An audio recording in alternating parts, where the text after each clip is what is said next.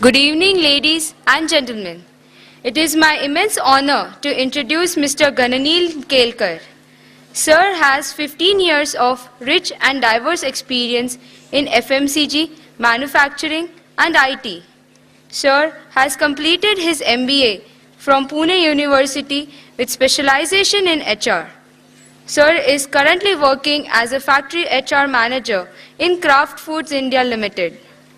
Sir has been associated with other prestigious organizations such as Greaves Cotton, Coca-Cola, Thermex, Cummins India Private Limited, Tele India, etc. Sir, I would kindly request you to come upon the podium and share your words of wisdom and knowledge and enlighten our young aspiring student managers. Sir, the stage is all yours.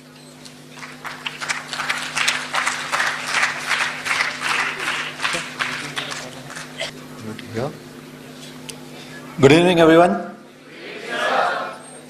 Thanks to the management committee for inviting me to deliver this keynote address on Leaders of Tomorrow. We'll be starting this with what industry expects out of the leaders. I will be sharing with you some real life experiences. What is the business and the industry expects out of the leaders? So there are 4 pillars. First of all, let us see what leadership means to industry. It is the key to successful leadership today is influence, not authority. So business wants you to influence the entire workforce or the team you are working more on your influence than using your authority. Every day you cannot say I am a manager, I am a director and do this and do that. That has a shelf life.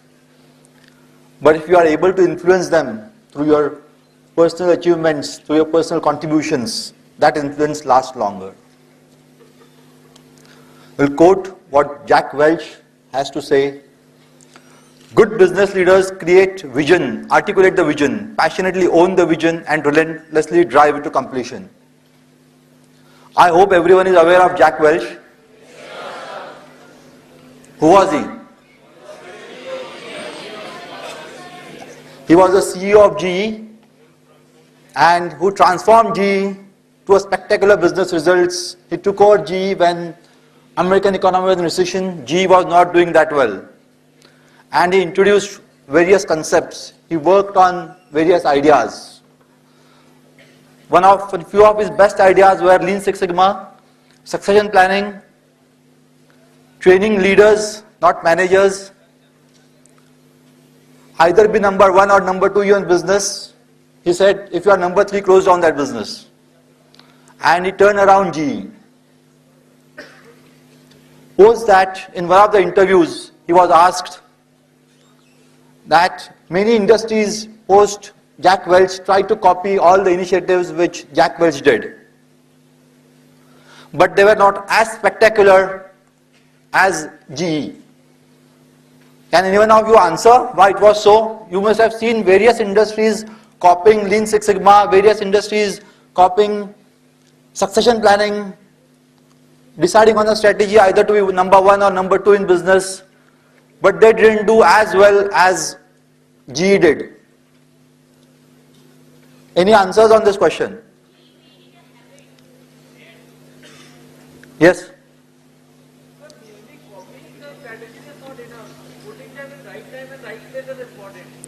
Right? You are partly right, yeah, but I will correct you. Any more inputs on this question?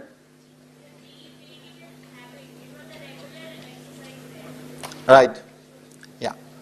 So he answered, and as partly rightly answered, he said, I did it in tandem. But what other industries did, that they said, okay, Six Sigma is successful in GE, so let us follow Six Sigma. But he said, I did this interventions or I followed these policies in tandem. So one followed the other. One was the input to the other. So as our earlier faculty was telling us, nothing succeeds in isolation. It has to be an effort which complements each other. So today a business says, I will only thrive upon Six Sigma, that business would not be as successful as GE was. Or if the HR department of an organization says, I will tweak my succession planning as per GE model, it would not be as successful as they are. Yeah. So we'll come to the pillars. So there are 4 pillars, 4 things which business expects out of its leaders. One is integrity. And when we call integrity is integration of outward action and inner values. Integrity is character in action. You have to walk the talk. There is high premium on ethical values displayed by leaders in business today. We had a lot of cases where there is misappropriation of authority and rights in corporate world. I hope you all are aware. The example being Satyam, where the CEO misused its power and authority. So what today business is looking for is ethical uprightness. And the case is, example is Tata leave policy. I will give an example. I was interacting with one of the senior officials of Tata. We were discussing attrition. I hope HR people would have heard about attrition, right? Most dreaded word in the industry is attrition. What is your attrition rate? Is it 20%, 16%, 18%? HR departments do everything possible to reduce that attrition. So we were discussing attrition and he said, I don't have attrition. I said, how come? If you are not able to motivate people, if you are not able to promote people, how your attrition is less? So he was sharing an excellent example with me. He said, Tata, as all of you know, is a benevolent organization. It does a lot of things on corporate social responsibility. It is its outward action, right? Corporate social responsibility, everyone have heard about it? That it does an outward action, it will donate millions of dollars to a hospital, they will build roads. But they also practice internally. And here I will give an example where you will understand what I mean by integration. There is a concept of paternity leave in Tata group of companies, where if your spouse gives a birth to a natural child, the father gets 7 days leave. But if you adopt a child, a father gets 3 months leave. So Tata is saying, I am socially responsible externally also and I am socially responsible internally also. Adoption they consider as one of the social responsibilities. And they say if my employee is going to fulfill that responsibility, I am also walking that extra mile. I will give him 3 months leave. So where the employees are able to identify with the values of the organization. So what is walk the talk? So organization is not saying only we'll do corporate social responsibility for the outside world. They are doing it internally also. So that is what is expected out of us. Then mean what you say. We all, when you will enter the corporate world, believe me, all of us would be sitting in glass cabins. Our actions, our words are viewed by everyone and interpreted by everyone. So if you are angry with someone, yes, you do scold him. But don't say you are a good person, you are doing well, and then give a wrong feedback about that person to someone else. So you have to be very transparent. And this is what business expects. You will say, no, it's not a philosophical institution where you have to be upright in all your ethics. But no, friends, outside world has changed. Corporate demands high ethical standards. Reward and recognize value-driven performance. People who have driven the performance by having strong values are rewarded and recognized for their performance. How is as important as what? What is your KRAs or your tangible goals. As sales executives, this is the target you have to achieve. But how you achieve that target is also important. We had the cases where a salesman or a sales manager did highest business, was not given any promotion because the way he tried to achieve that business were not right. So remember, how is as important as what. People will forgive you on your what, but people will never forgive you on your how. There is a famous statement by Narayan Murthy on Infosys that people leave managers and not organizations. When you leave your manager, there is something personal about him which you have not liked. Though superficially you may say, I am not given promotion, I have not been given increment, but there are very few people who would leave because there was no increment or no promotion. they would have disliked a certain trait in his manager, certain ethical trait in his manager. He would have said, I dislike this trait, I don't like his behavior, hence I am leaving that manager.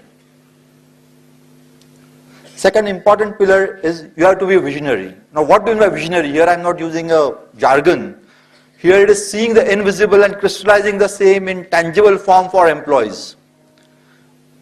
You have to give substance to your thoughts. The example being Mahatma Gandhi. He described for Indian masses what is meant by freedom. Otherwise, still Mahatma Gandhi arrived on the scene of Indian freedom struggle. Freedom was a vague concept. The reason why Mahatma Gandhi successfully led the freedom struggle because he crystallized what he wanted. He clearly told the British Empire this is what he wanted. And one of his important steps was when he went on Satyagraha. Everyone would have read in history, Salt Satyagraha, right? He said we should be able to make our own laws. That is one form of crystallization. We should be able to decide on what we will pay tax. No foreigners should be able to decide. So he crystallized the concept of freedom into a tangible form for the masses. They could relate to it. Hence, he became a great leader. Second is, for that you need to have a strong functional competence. If your production manager says, I want highest production, he has to come and tell how he has to get the highest production. He cannot have a wishful thinking, saying, I am a production manager, so I want you to give me highest production. It cannot happen. Another attribute of a visionary is, he has to show how success looks like. He has to make his followers feel the success. He should tell him, this is the way success looks like. This is what I meant by success, or this is what I mean by success.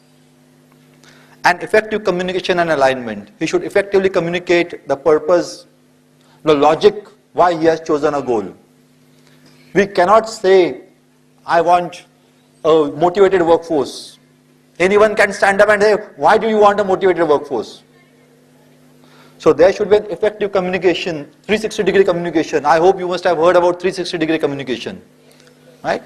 It is why you want a motivated workforce. A leader should have answers to all these questions. He should seek alignment. So second point over here is career guidance to young students. When I interact with young students like you, most of all, I hear, I want to make a great career. So I put it back to them. What do you mean by a great career? You want a lot of money, position, designation. What do you mean by great career?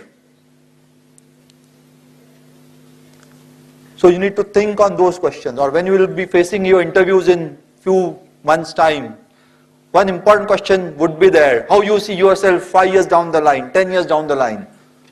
So here, the organization is trying to relate how you can think about yourself. Are you able to visualize yourself? Are you able to visualize your growth path? They are trying to test your knowledge on your vision, how far you can visualize yourself. Because they say if you are not able to visualize your own self, how is it possible that you will join the organization and visualize organization's growth? Then people skills.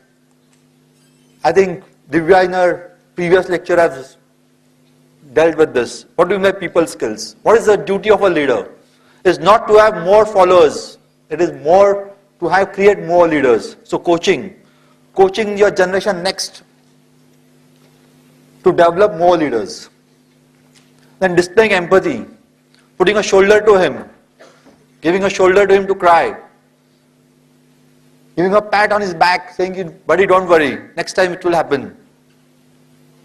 Fear of failure. Here what I mean, fear of failure is the role of a leader is to take away the fear of failure from the system.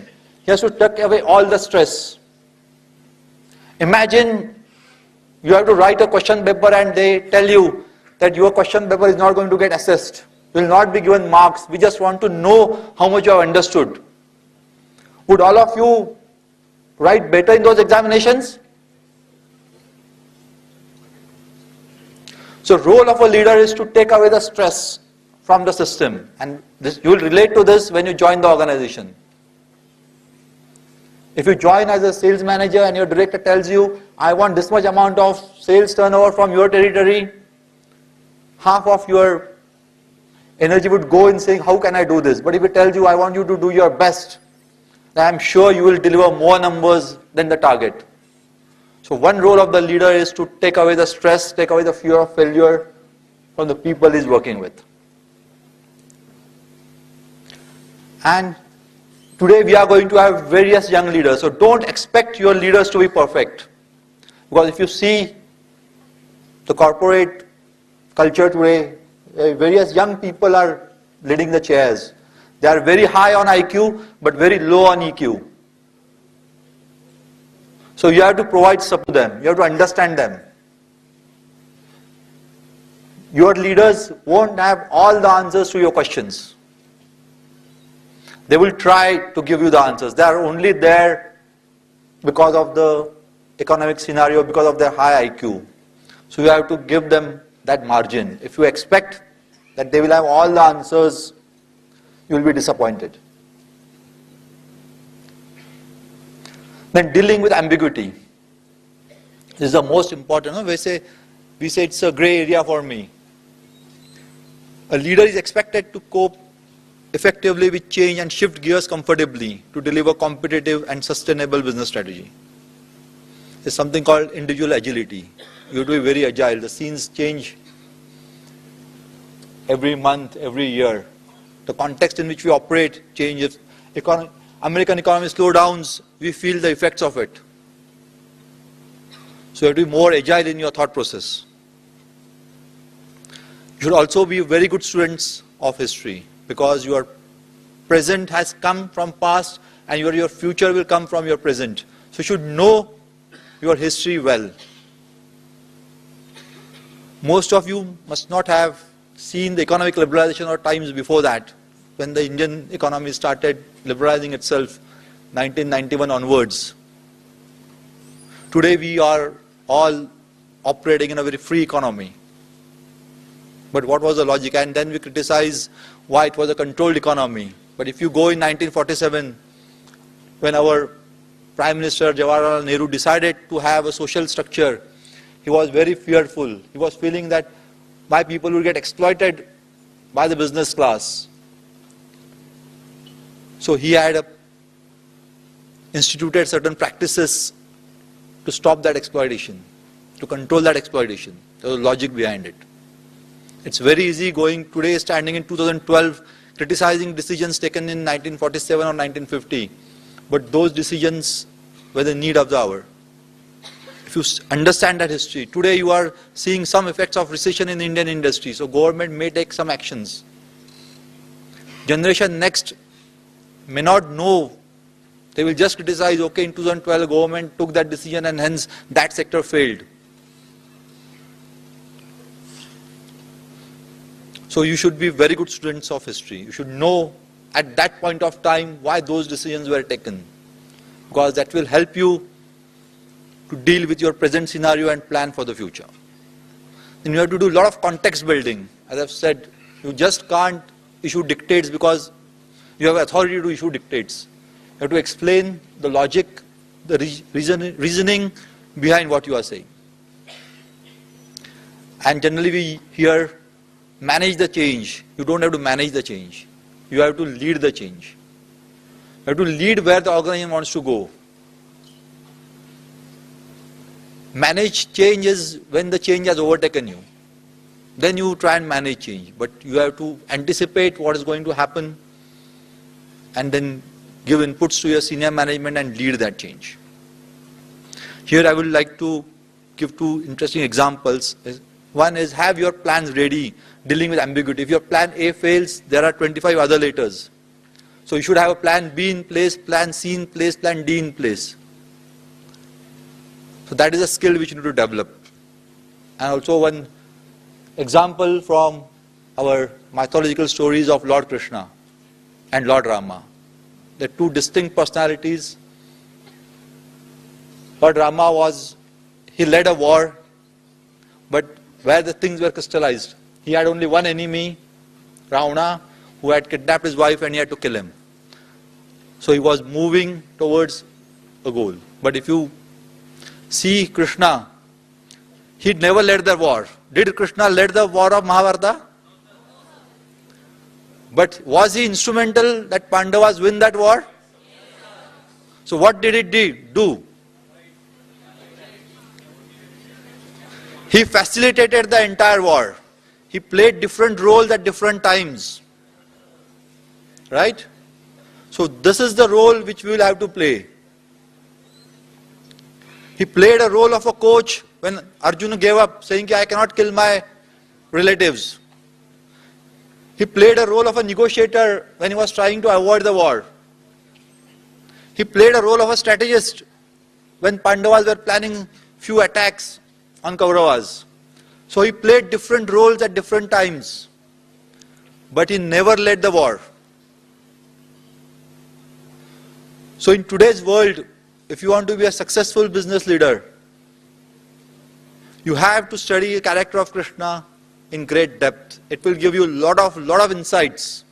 And you have to read and understand that character from this lens. Because once you enter the industry, there will be a lot of critical or dynamic or ambiguous situation which will come to you. And where if you have some ammunition with you, you can face those. I was discussing earlier with Dr. Singh, I will now open up the session for question and answer sessions. You want to